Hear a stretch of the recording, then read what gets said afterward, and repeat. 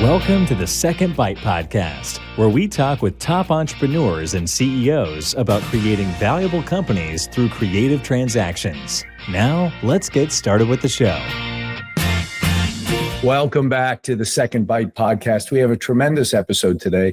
Jamie Shanks is with me from Get Levrg. Jamie, thank you for joining us today. Todd, thank you so much for having me. I am looking forward to the conversation. Before we jump in, I want to thank our friends at Fiscal Advocate. They're the sponsor of the podcast. They've got a really great financial dashboard that helps agency founders really understand their business from a metrics perspective. Fiscal Advocate, you should check them out. In their connection information is in the show notes.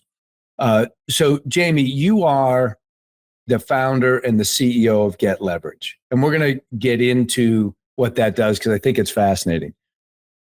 But you've been through an experience where you really built a nice agency, kind of grew it, it peaked, it slowed. And I want to unpack that a bunch because I think there's a bunch of learnings there.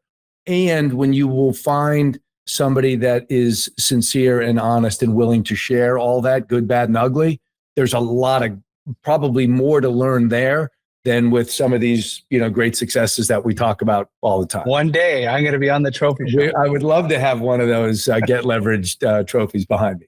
So if you will, wind the clock back. Tell me a little bit about the business that you had before, how it got started and how it grew. Perfect. I'm a serial entrepreneur, grew up a kind of a farm kid, had every business you could imagine, living as a country boy. And when I turned 30, I was very fortunate to be the third employee of a SaaS software startup in Toronto, Canada. I'm Canadian. You'll hear it in my accent. And I wanted to start a sales consultancy. I wanted to teach sales professionals. My vision was no bigger than my local Toronto market, to teach sales professionals.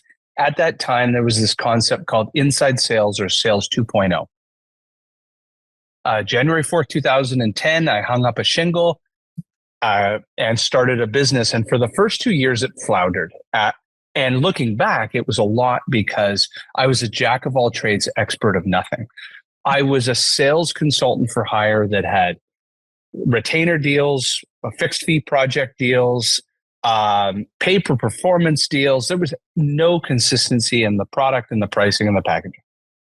And then in early 2012, I was in a very fortunate position where I, in the own desperation to grow my own agency, started to experiment with LinkedIn when there was only 20 to 50 million users on the platform. And every night I would, in global headquarters, which was the spare bedroom, I would stay up in the middle of the night playing with my laptop, trying to reverse engineer LinkedIn as if it was another business development tool. And I started to find these backdoors and hacks, and I was filming content at the same time on how to do this. I got really fortunate. There was a major sales conference where I became the attention in the audience around cracking the code of LinkedIn. And I called this industry or vertical social selling, which eventually became a verb. So I was fortunate enough to create a category of a sales methodology called social selling. In my first year, I jumped the shark, so to speak. We went from local Toronto businesses to winning Oracle, Intel, Thomson Reuters, and so forth. And we jumped immediately to the global enterprise. So my company, Sales for Life, scaled from 0 to 600 customers in a period of 5 years. Wow. You could barely think of a SaaS software company, a global enterprise SaaS software company, that didn't license their social selling training methodology from us. I wrote a couple books on the topic and got very fortunate that on that journey, we were making millions of dollars. Now, I'll pause for a second because it's going to peak in 2017. We're creating a sales qualified lead every day with a global enterprise customer. Most of those leads are coming inbound because we're a content marketing machine. So by 2017, I'm riding high on the hog. I am convinced that not only am I going to have a great exit, because now the inbound demand is coming from outside investors, capital, strategics, what have you. But I have convinced myself I am a I am a liquid millionaire at some point in my not too distant future. And so at the time, scale. So talk to me about the scale of the business in 2017, because that's moving pretty quickly with customers, I would imagine, that are demanding. How did you build an infrastructure to get to 600? About 25 employees. The only part that was not scaled was we were very much founder-led sales. While I had sellers on the team, if looking at it from an outside lens, they were BDRs, business development representatives, driving demand to the top of the spear, which would be myself closing the deals. Every other facet of the business, from delivery, service delivery, customer success, training, enablement, had been scaled. Finance and operations, we had a team. Marketing, our big cost center, 5 teammates costing us $800,000 a year. We're driving tons and tons of traffic to the business. So to answer your question, it is scaled with the exception of this is playing hero ball as myself as the gentleman closing. Average deal, and a lot of our growth mechanism was cranking up pricing. When you look at it from the outside in, started at $10,000 deals, then 20, then 50, then nearly every deal started to become 6 figures. It also became 6-figure deals because our cost of customer acquisition traveled north at about the same velocity. And when you say $100,000 deal, is that an annual revenue? Is that a monthly revenue? Annual revenue. You would call this reoccurring revenue. These are annualized contracts where 50% would typically of those customers would renew into a year 2, 3, and beyond. And 50% would consume the intellectual property. They're not growing fast enough. If you think, I'll back up. Sales training, the problem with that industry has rarely been able to scale a true recurring revenue business because people consume learning like locusts. You go into a market, you learn a skill, you fly away and go somewhere else. The recurring part happens with either your courseware is changing to be able to train the very same cohort of sellers. That's not as likely as an organization is so scaled that you enabled only a department or a geographic center, and they now want to scale it from Americas to EMEA, or they want to scale it from their account executives to their customer success reps. Those kind of companies, we learned. That's why we played so well in the global enterprise. We were in 10 different languages. Our intellectual property was in 10 different languages. It was in a learning platform, virtual instructor-led on demand. So it was scalable to anywhere on the planet. And we could deploy it anywhere on the planet, jumping from department to department. Wow. So that sounds super attractive. Now, this is great because we're 7 years past the peak. So question one would be, Jamie Shanks, was he, overly controlling, dominating the business, needed to be that guy, pulling your hair out at every turn, working 20 hours a day?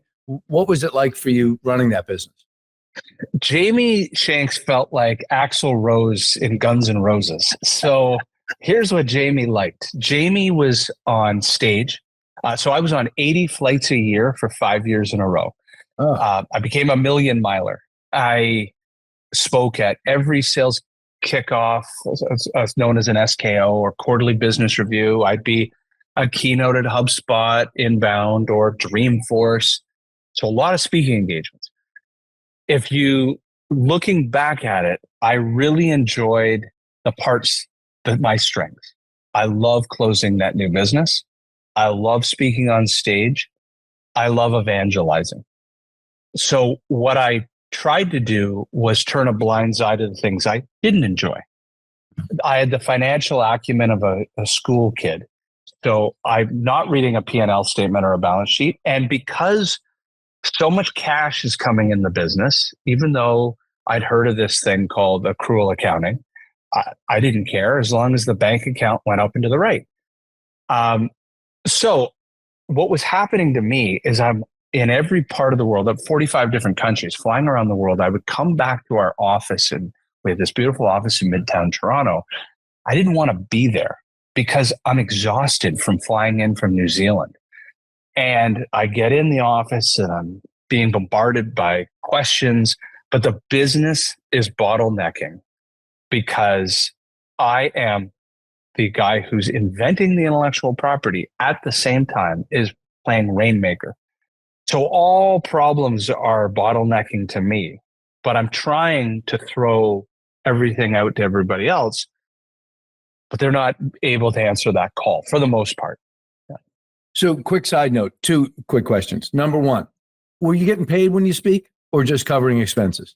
No, that was an actual. So if you looked at our fixed fee bid contracts for customers, if it was a large enough deal, let's say it was a $100,000 deal with a multi-year deal, we're throwing the sales kickoff speaking engagement wrapped into the deal, eating through gross margins. If it was a smaller deal, like a mid-market customer, there would have been an additional add-on ranging between $20,000 to $30,000 for that event, depending on where in the world it was. Got it. 80 flights, all those miles. I know family is really important to you. What was the wear and tear like there? I'll tell a post-COVID story, and this will all come to light. COVID is now 2 months deep.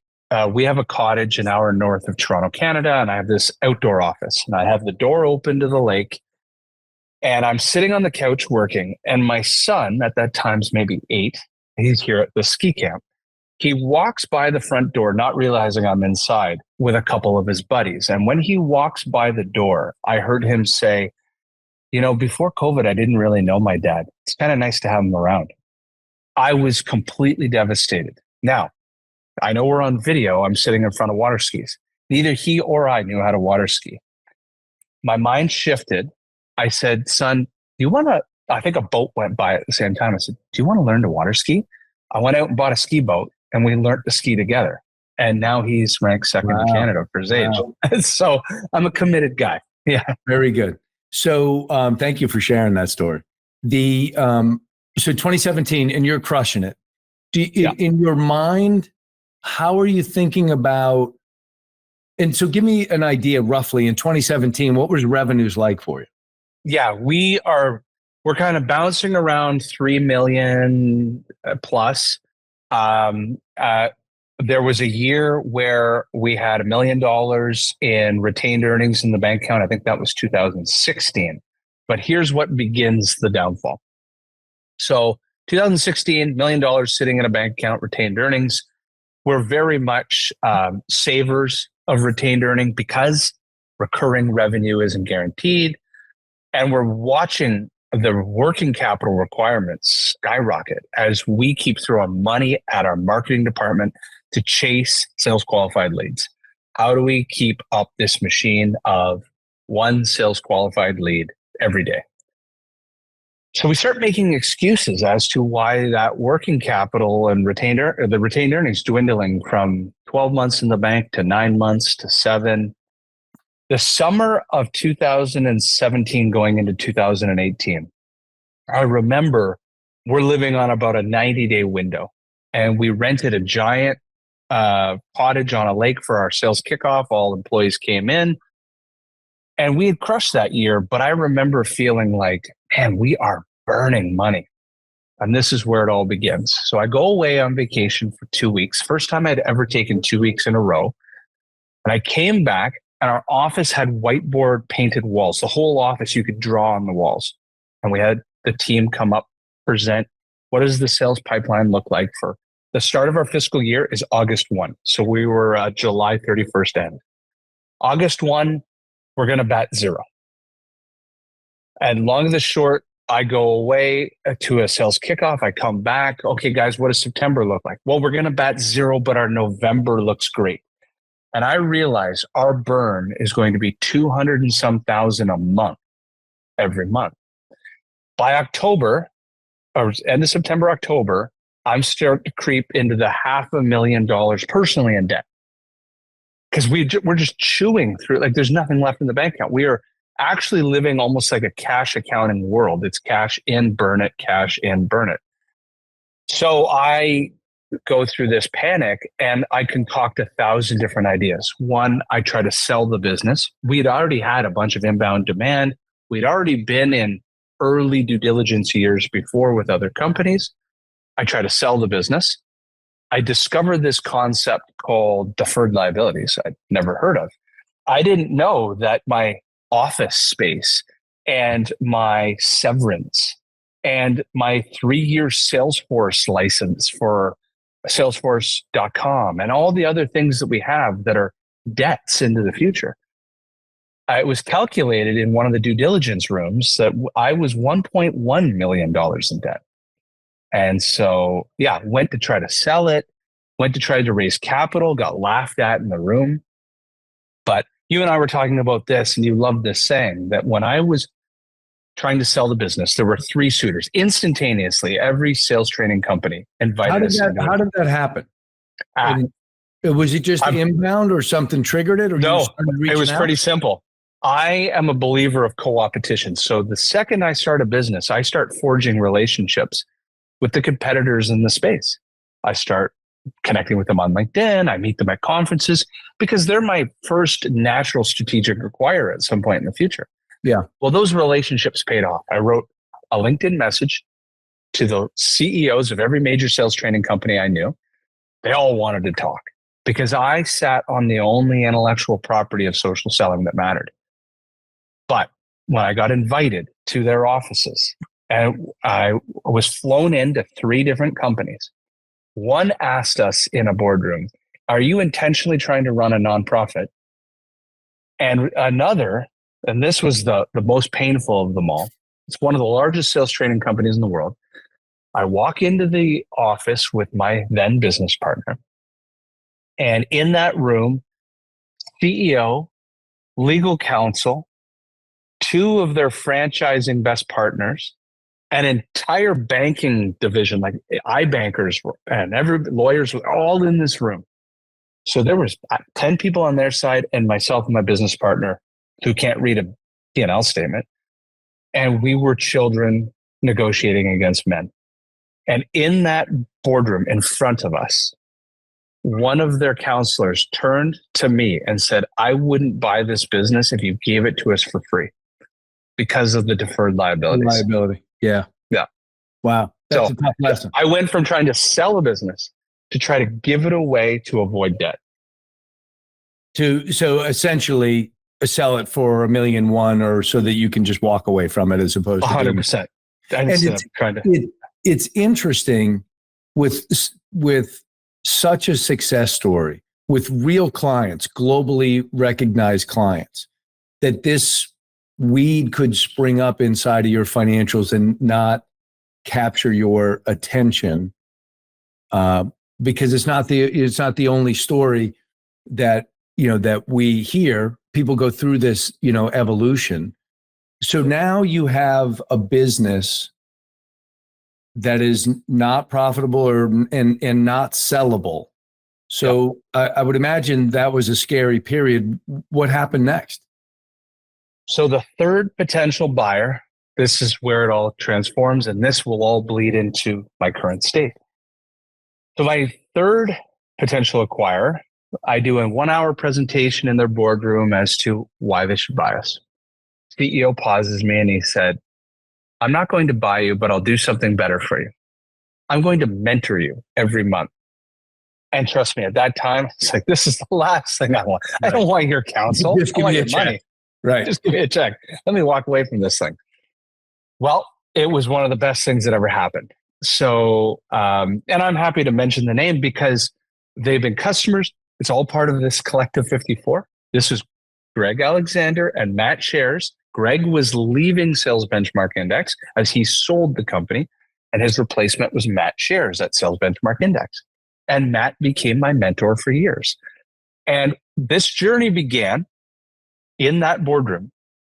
He washed off the whiteboard and he began to teach me a concept around EBITDA and the denominator. And very simply put for everybody, I'm a sales guy who chases the numerator. Just go get more revenue. But he said, imagine you're a 20% EBITDA business. For every dollar you save, that's $5 you don't need to go sell. Now, what if you saved 100,000? That's $500,000. You guys don't need to go sell. No one had ever explained this to me. My mind was blown. And I remember being on that Air Canada flight home. I'm drawing on a napkin. Tears are running down my eyes because ideas are flowing. And so what had happened was we had to cut staff. We cut staff down to, 6, 7 people. But we had accidentally cut down to the bone, and we're servicing the global enterprise. And I'm hiding this from every customer. Like, we are playing magic tricks all day long to make sure that Microsoft and Intel and all these, Thermo Fisher, they don't realize what's going on. And you're going through what a lot of entrepreneurs go through, which is not sleeping well, not eating well, not going to the gym, not taking care of yourself. I assume. Is that accurate? I did not have this physique that you see here today. Yeah. So yeah, I'm not living on broccoli salads. So here's what happens is my brain does a bit of a 180. We also need talent to serve. I cut to the bone, got to the marrow, realized, oh no, I actually need humans to serve the customer. And I was the guy who vowed everyone had to live and work in Toronto, Canada, come to our live office in Midtown. This was the only way. But one of our teammates, who's now a business partner of mine, he was born in India and grew up in Canada. He kept saying, you're thinking about this all wrong. Why? All the time. He used to always say, why are we not hiring somebody in customer support out of India? I've got a friend or a cousin. And I'd turn to Amar, that I'm not hiring your cousin. Well, this was the moment I was willing to hire his cousin. So I'll do anything to solve the problem. I'll do anything. Right. We went on Upwork. I think it was called like Odesk or Olark or something at that time. And I hired a gentleman named Jerome out of Manila, Philippines to help with support. Jerome changed my life because Jerome chipped away at my legacy biases. And I realized he was just as smart, just as talented, hardworking. He solved every customer challenge. Not one customer ever even asked Jerome, where do you live? He'd be on Zoom calls just like we are now. Customer was none the wiser, except Jerome cost 1/5 the price. Yeah. So now all of a sudden, that changed to the next role and the next role and the next role. The next previous year, we did $500,000 of EBITDA. The year after that, we did $700,000 of EBITDA. So how did we get out of debt? We actually sold our way out of debt. But we sold our way out of debt also by changing our operating expenses. Yeah, you sold that business. And by the year 2021, I'm now 25 employees in the other direction, all offshore, Philippines, India, Bangladesh, Serbia, Brazil. My mind is completely unlocked. And that will lead into how Get Levrg gets started. But that's the transformation of Sales for Life, which merges with a tech-enabled service we created called Pipeline Signals. So you merged those businesses and sold that or got rid of that or shut that and started? Still have it. My business partner, Amar.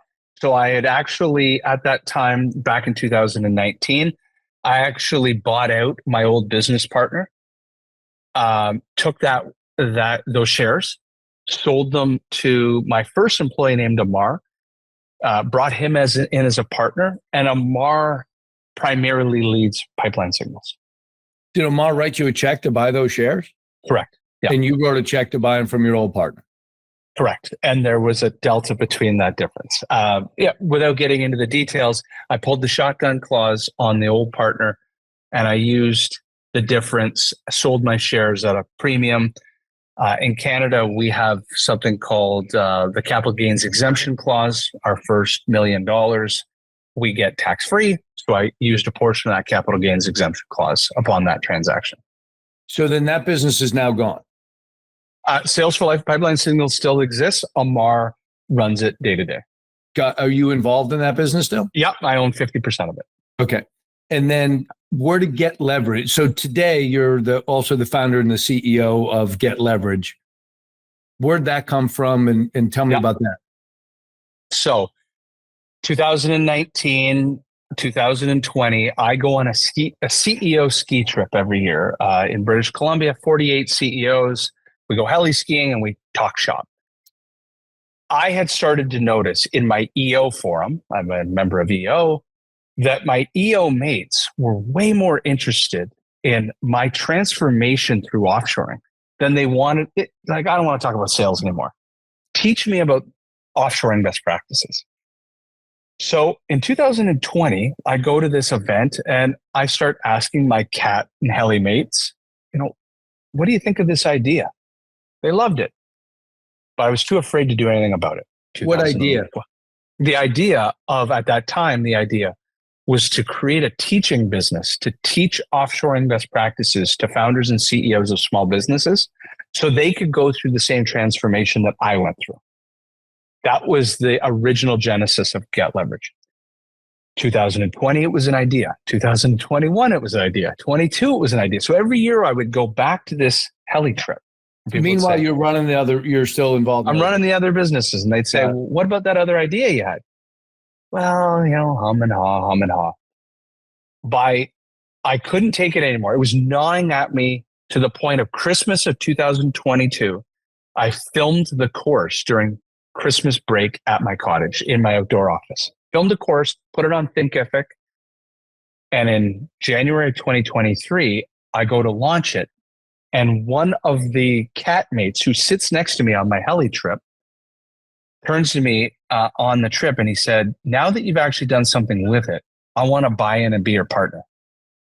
Really? And at the same time, a gentleman who'd been running our marketing in Bangladesh for my business, named Nazmul, turned to me and said, I also want in. So the three of us came together and immediately we agreed the teaching business was a business model we don't want to be in. And it kind of comes to, we'll talk about first principles. This has to be recurring revenue. And you already learned from the sales training space, we don't want reoccurring, we want recurring. Right. So we turned it into a done for you business. So that's where it began. Yeah. So one quick question. Thinkific, I've never heard of that. What is that? So Thinkific is a competitor to Kajabi or Mighty Networks, which is a learning management system for small businesses and influencers to put their curriculum up and be able to sell it to the world or share it with customers. Yeah. Okay. So it's interesting, we do a lot of transactions with folks and they plug into something bigger, they move faster, they do a whole bunch of great stuff. It's always, I think people look at their business and say, man, if I could just start fresh with a whiteboard and what I know now, that would be fantastic. And it sounds like you did that. So when you and your two partners said, okay, if we're going to do this, here's the 2 or 3 or 5 things that we absolutely are going to do. What were those few things? Yeah.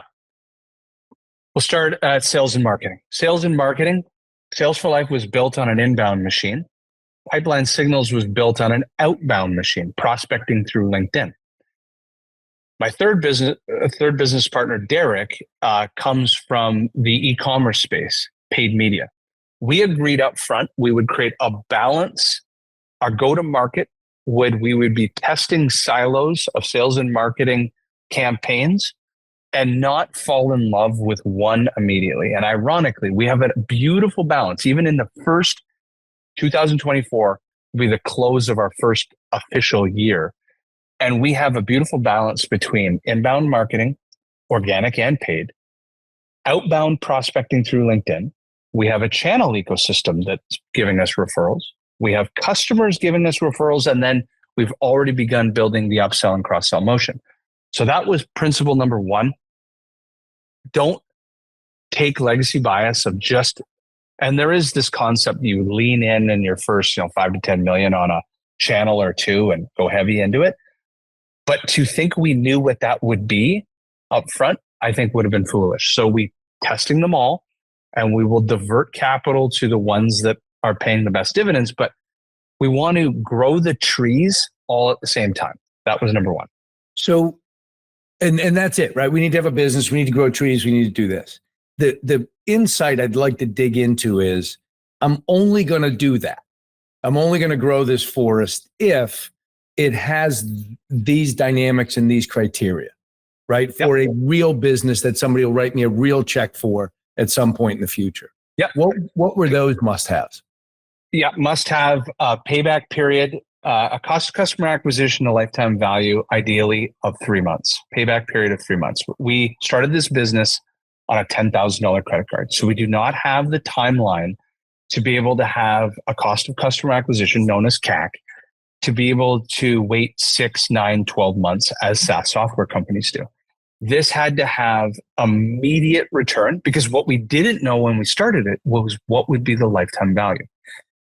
What has been really pleasant and amazing to see is how long and sticky customers are in this type of services business, because we were providing humans, virtual assistants, sales support, marketing support, only go-to-market support into our customers, and they're becoming part of our customers' team. There's a project manager, and let's call it a virtual assistant or a sales support agent, that do daily calls, weekly stand-ups, monthly strategy calls with the customers. They're their teammates.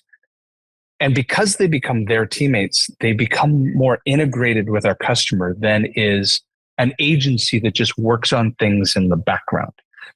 And that has been very pleasant to see, that the lifetime value is going to be a lot longer than we thought it was going to be. But we didn't know that when we began.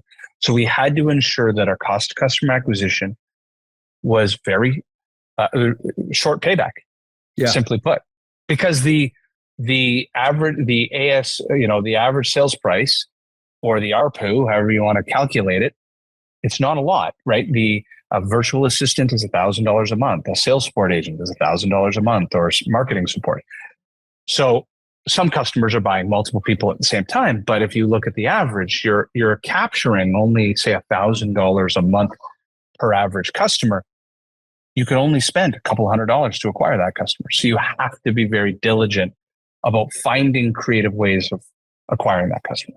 And so Get Levrg allows me to, I guess, find, hire, access, right? As simple as possible, somebody that will help me leverage my business as a virtual assistant or an outbound salesperson or something. Is that the premise of what Get Levrg is?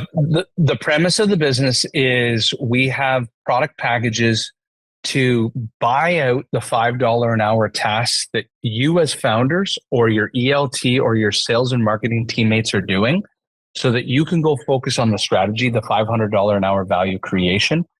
Those $5 an hour tasks sit only within go-to-market tasks. So we have standard operating procedure playbooks and service level agreements to only do things such as database enrichment, social media posting, video creation, digital prospecting on LinkedIn, total addressable market mapping of accounts and contacts, like only things that sales and marketers do, but all the things they hate doing or shouldn't be doing in North America because of cost. Right. So that's the done for you business. And I think you want me to, yeah. I don't really want to learn how to do it. And I don't really care how you do it. Nobody wants to enrich emails for 8 hours a day. Yeah. Yeah. But if I could just get somebody to do that for me, somebody that's intelligent, trained, well-mannered, well-speaking, whatever the criteria might be for the assignment, that's all I really want. And if I could free myself up from $5 an hour tasks to make $500 an hour tasks, that seems to be pretty good leverage, I guess, for me as the entrepreneur. Yeah, we have customers, kind of give you some examples, and then I'll talk about those kind of core principles or first principles again. If you look at some of the things that we're doing, we have customers that were trying to build a total addressable market map in their CRM in HubSpot or Salesforce for all of Europe. They're going after every retailer. They were paying North Americans $100,000 a year, who now their side hustle job was inputting first name, last name, email. And now they're getting zip drive files every Friday night. Just upload. Another example is customers were trying to edit their own videos. They would film something on their iPhone. They would try to edit their own video, create the caption, post it on social media. We have all the tech, and we have an entire studio. We now have 31 employees in Dhaka, Bangladesh. They go to bed, they upload the file into Google Drive. They wake up, video is rendered, edited, put into, we use Content Studio, posted on their social media. These, a lot of times agency owners forget that really us as founders, we should either be rainmakers or developing intellectual property. But outside of that, and then the teammates below you, they should be working on the strategy that creates the campaigns. But that doesn't mean that they're actually, adjusting something in Marketo to get the campaign going. There is a resource that for $1,000 a month can run your entire Marketo. You never have to think about it again. So that's the concept of the business. Yeah, and I guess I think about the notion of getting that level and quality of talent for $12,000 a year salary is incredible, right? And the fact if you can do that at Get Levrg, provide it to me, and make whatever your margin is, that's fantastic. As long as I just have access to it, right? And so I think that is that will be very interesting to watch. For anyone listening, Get Levrg. Your contact information specifically on LinkedIn and the rest will be in the show notes. Get Levrg, I assume, is at getlevrg.com. Yeah. So GET is a play on words. GETLEVRG, not the whole word leverage. So getlevrg.com. Yeah. Excellent. Yeah. And again, that'll be on the show notes. Sharing the story, Jamie, is terrific. I think it's a great lesson. It's very helpful when somebody would be as honest and straightforward as you have been.